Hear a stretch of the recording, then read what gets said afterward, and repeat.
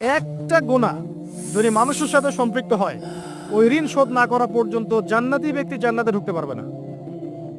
মনে করেন আমাদের ভাই আব্দুল্লাহর জান্নাতের ফয়সালা হয়ে গেছে, কথা কথা মনে করেন, কিন্তু ভাই কাউকে গালি দিয়েছিল, কাউকে অপবাদ দিয়েছিল, কারো কাছ থেকে টাকা পয়সা নিয়েছে, দেয়নি ফেরত, বা ইত্যাদি ইত্যাদি ইত্যাদি। মানুষের সাথে সম্পৃক্ত কোনো হক আছে, মানুষের সাথে সম্পৃক্ত কোনো হক আছে। জান্নাতে যাওয়ার আগে একটা জায়গায় দাঁড় করিয়ে দেওয়া হবে, দাঁড়াবে। ফয়সালা তো হয়ে গেছে, তাহলে এখন দাঁড়াও। কেন? ফেরেশতাদেরকে দিয়ে বলানো হবে যে অমুকের এই ঋণ বাকি আছে, অমুকের এই গালির ঋণ বাকি আছে, অমুককে তুমি বাজে কথা বলছিলে এটা বাকি আছে, অমুক কি অপবাদ দিয়েছিল এটা বাকি আছে। সবাই এখন সামনে আসা শুরু করবে একে একে। বেচারার কিন্তু আমল অনেক ছিল, একদম উহুদ পাহাড়ের সমান নেকি নিয়ে এসে উঠছে। এবার ওখানে কি শোধ করার কোনো সুযোগ আছে? কোনো সুযোগ আছে? ব্যাস, এবার আল্লাহ পাক বলবেন এর আমল নামা থেকে নেকি দিয়ে দিয়ে এই ঋণগুলো শোধ করে দাও।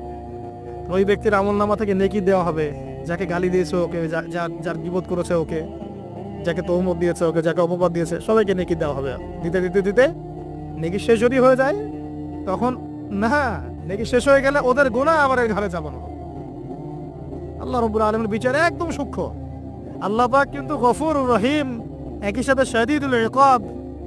আল্লাহ পাক পরম করুণাময়, অসীম দয়ালু, আবার কঠিন শাস্তিদাতাও বটে। আল্লাহ পাক কারো প্রতি জুলুম করেন না, এক জাররা পরিমাণ জুলুম হবে না। অন্য হাদিসে আসছে একটা শিংওয়ালা ছাগল দুনিয়াতে একটা শিং ছাড়া ছাগলকে গুতা দিয়েছিল। আমার শিং আছে, ওই যে পাওয়ার আছে আমার, দিলাম তোকে গুতা।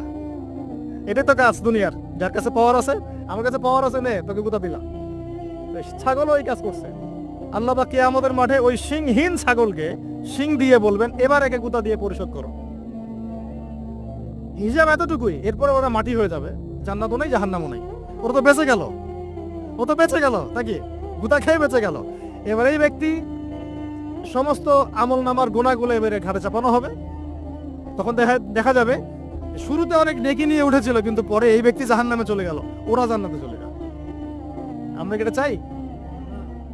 ভাই আল্লাহর সাথে যত পাপী থাকে থাক, এটা একটা সেজদায় মাফ হতে পারে ইনশাআল্লাহ। আল্লাহ পাকের সাথে অনেক পাপ আছে আমাদের, মনে করে নামাজ পড়ি নাই, রোজা রাখি নাই, যাকাত দেই নাই, ইত্যাদি ইত্যাদি অনেক পাপ, আল্লাহর হক অনেক নষ্ট করেছে।